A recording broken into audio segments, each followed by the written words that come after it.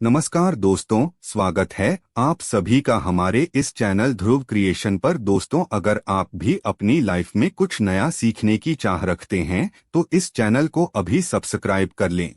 जय श्री हरि विष्णु, जय मां लक्ष्मी। दोस्तों, 23 नवंबर 2023 गुरुवार के दिन करीब 400 वर्षों बाद एक दिव्य और दुर्लभ संयोग बनने जा रहा है, क्योंकि इस दिन सभी एकादशियों में से सबसे बड़ी एक आदर्श देवोठनी एकादशी पढ़ने जा रही है। दोस्तों, यह एकादशी गुरुवार के दिन पढ़ रही है। इस वजह से इस दिन 3 बड़े योगों का निर्माण हो रहा है, जो है धन लक्ष्मी योग, अमृत सिद्धि योग और गज केसरी योग। दोस्तों, इन 3 योगों के निर्माण की वजह से इस एकादशी पर भगवान विष्णु और मां लक्ष्मी की असीम कृपा बरसने वाली है।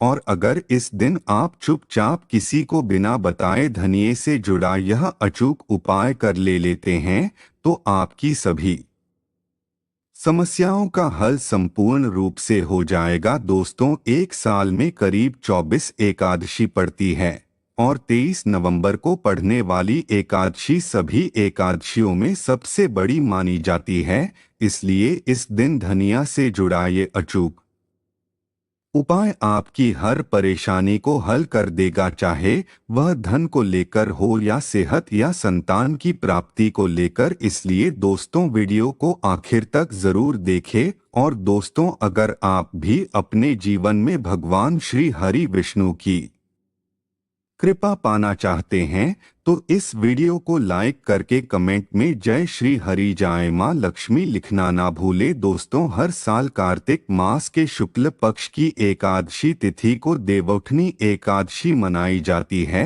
देवोठनी एकादशी का दिन श्री हरि विष्णु को समर्पित है। इस दिन जगत के पालनहार श्री हरि विष्णु अपनी 4 महीने की योग निद्रा से जागते हैं। इसके बाद से ही सभी मांगलिक कार्य आरंभ हो जाते हैं। इसके अलावा देवोठनी एकादशी भगवान विष्णु को प्रसन्न करने के लिए भी बेहद उत्तम मानी जाती है। इस दिन भगवान विष्णु को प्रसन्न करने के लिए कुछ लोग व्रत रखते हैं और पूजा करते हैं। इस दिन सच्ची श्रद्धा और भक्ति भाव से भगवान विष्णु की पूजा करने से सभी मनोकामनाएं पूर्ण होती है। दोस्तों, इस एकादशी को देवोत्थान एकादशी, देव प्रबोधिनी एकादशी ऐसे अनेक नामों से जाना जाता है। इस दिन सभी मांगलिक कार्य जैसे विवाह, मुंडन, गृह प्रवेश, उपनयन संस्कार आदि फिर से शुरू हो जाते हैं। इस दिन तुलसी विवाह भी किया जाता है। इस दिन भगवान विष्णु की पूजा आराधना करने से मोक्ष की प्राप्ति होती है और विशेष उपाय करने से जीवन की परेशानियों को दूर किया जा सकता है। लेकिन यह सब पाने के लिए शास्त्रों में बताए गए नियमों का पालन करना सबसे पहले आवश्यक होता है। इस दिन संभव हो तो पवित्र नदी, सरोवर में नहाए या फिर घर में ही नहाने के लिए पानी में तुलसी के पत्ते या गंगा जल डालकर नहाएं। देवोत्थान एकादशी व्रत के दौरान निर्जला या सिर्फ पानी पीकर ही व्रत रखना चाहिए। अगर आप बीमार, उम्रदराज या गर्भवती महिला है तो इस व्रत के दौरान फलाहार भी कर सकते हैं। इस दिन भगवान विष्णु के मंत्र का जाप करना चाहिए। दशमी तिथि से ब्रह्मचर्य का पालन करना चाहिए। जमीन पर चटाई बिछाकर सोना चाहिए। इसके अलावा एकादशी के दिन तामसिक आहार जैसे प्याज, लहसुन, मांस, मदिरा, बासी भोजन आदि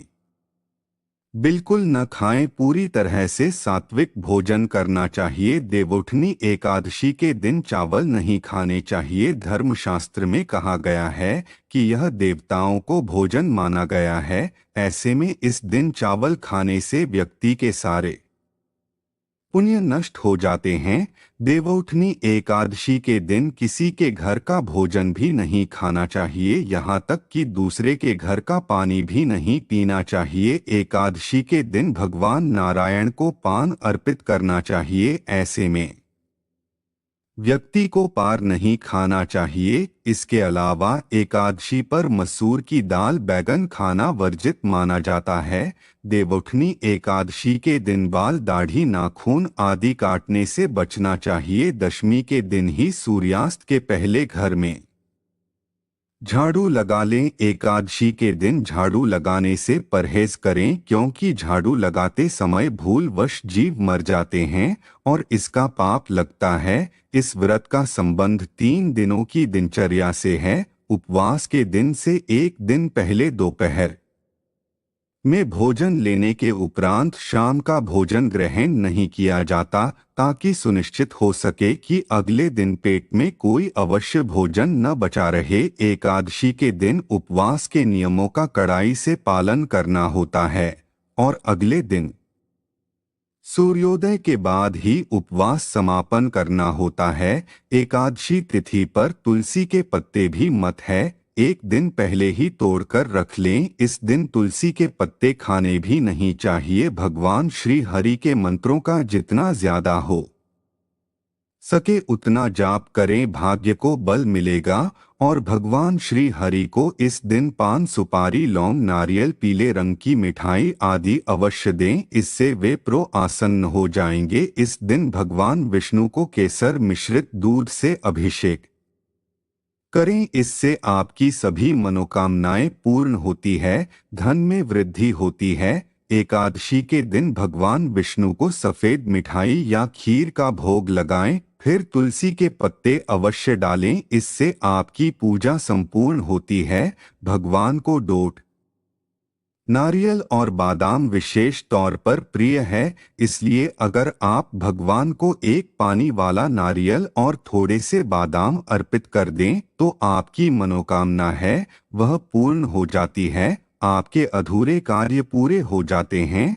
लेकिन सबसे पहले इस दिन सुबह जल्दी उठकर स्नान करने के बाद घर के मुख्य द्वार पर आम या अशोक के पत्तों का तोरण लगाएं, फिर घर की सफाई करें, भगवान श्री हरि की पूजा करें। दोस्तों, पीपल के पेड़ पर भगवान श्री हरि विष्णु और माँ लक्ष्मी का वास माना जाता है, तो इसमें एक लोटा जल में थोड़ी सी शक्कर डालकर पीपल की जड़ में अर्पित कर दें, इससे भगवान श्री हरि और माँ लक्ष्मी दोनों का आशीर्वाद मिलेगा और धन की कोई कमी नहीं रहेंगे।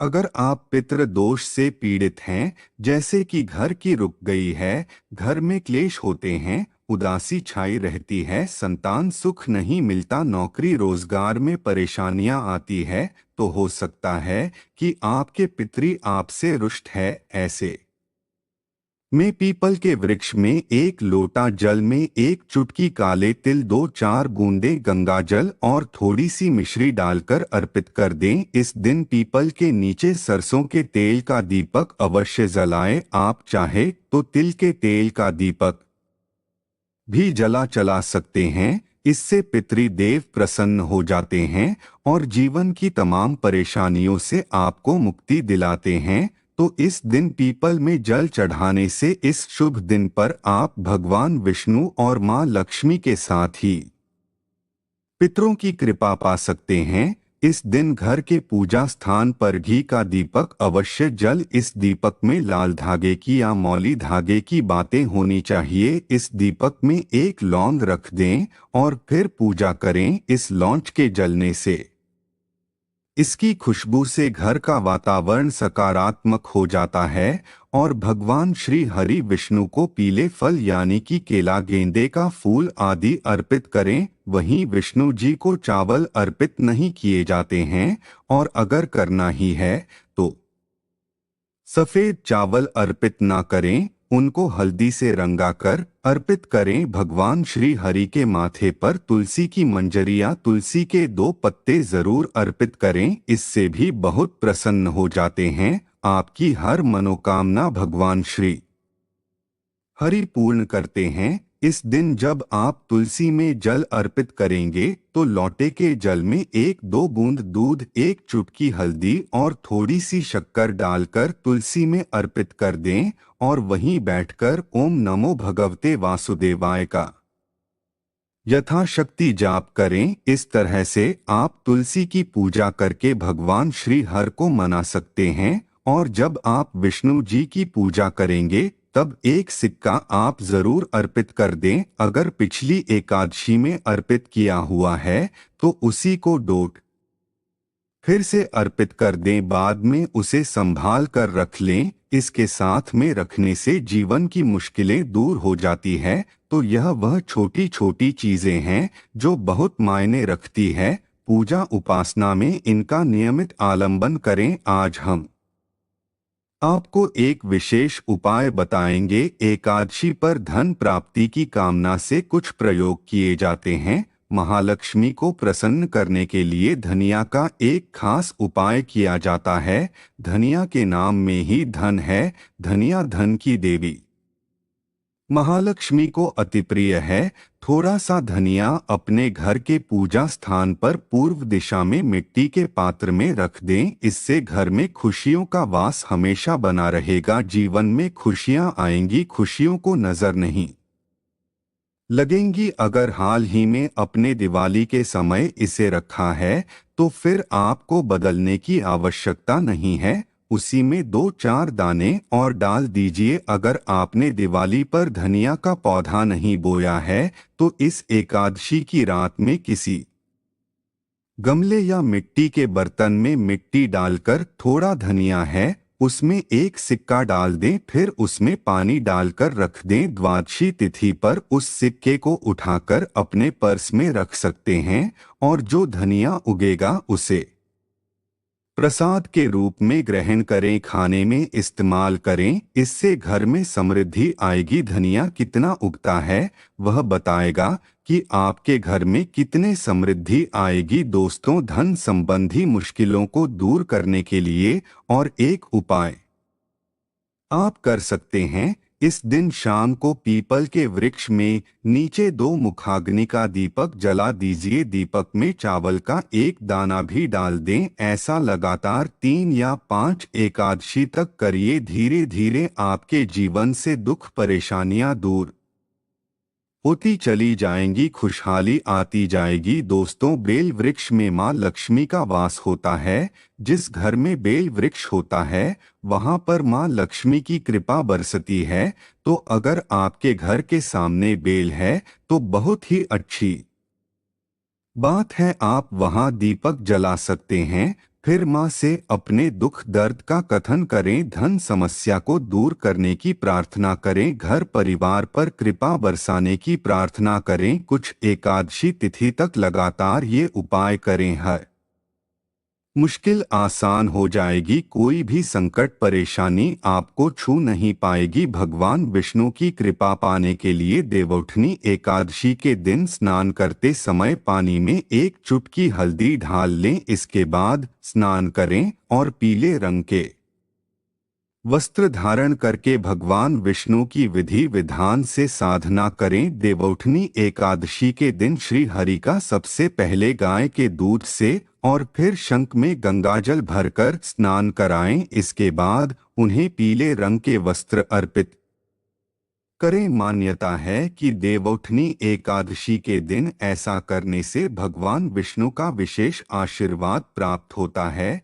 देवउठनी एकादशी के दिन भगवान विष्णु की पूजा कर मैं उन्हें केसर अथवा पीले चंदन या हल्दी का तिलक लगाएं। साथ ही साथ भगवान विष्णु के प्रिय पीले रंग के फूल और पीले फल चढ़ाएं। मान्यता है कि इस उपाय को करने से भगवान विष्णु शीघ्र ही प्रसन्न होकर भक्तों को मनचाहा आशीर्वाद देते हैं। अगर आपके नजदीक भगवान विष्णु का मंदिर न हो तो आप भगवान विष्णु के अवतार भगवान श्री कृष्ण की मूर्ति की भी पूजा करके देव उठनी एकादशी का पुण्य फल प्राप्त कर सकते हैं। ईश्वर की साधना आराधना में मंत्र जप का विशेष महत्व होता है। ऐसे में आज देवोत्थान एकादशी के दिन भगवान विष्णु की कृपा पाने के लिए ओम नमो भगवते वासुदेवाय नमः मंत्र का जप जरूर करें। यदि संभव हो तो इस मंत्र का जाप तुलसी या पीले चंदन की माला से करें। धार्मिक और पौराणिक मान्यताओं के अनुसार पीपल के पेड़ में भगवान विष्णु का वास होता है। ऐसे में देवउठनी एकादशी के दिन पीपल के पेड़ में जल्द जरूर अर्पित करें। मनोकामना की पूर्ति के लिए इस दिन दूध मिला हुआ जल भी पीपल में चढ़ा सकते हैं। अगर आप देवउठनी एकादशी की पूजा का पूरा फल प्राप्त करना चाहते हैं तो इस दिन भगवान विष्णु की पूजा में शुद्ध घी का दिया जरूर जलाएं। साथ ही भगवान विष्णु को अर्पित किए जाने वाले प्रसाद में तुलसी के पत्ते जरूर रखें। मान्यता है कि तुलसी के दिन भगवान भोग ग्रहण नहीं करते हैं। तो दोस्तों, आपको हमारी वीडियो कैसी लगी हमें कमेंट में ज़रूर बताइएगा। साथ ही वीडियो को लाइक करके चैनल को ज़रूर सब्सक्राइब कर ले। जय श्री हरि विष्णु जय।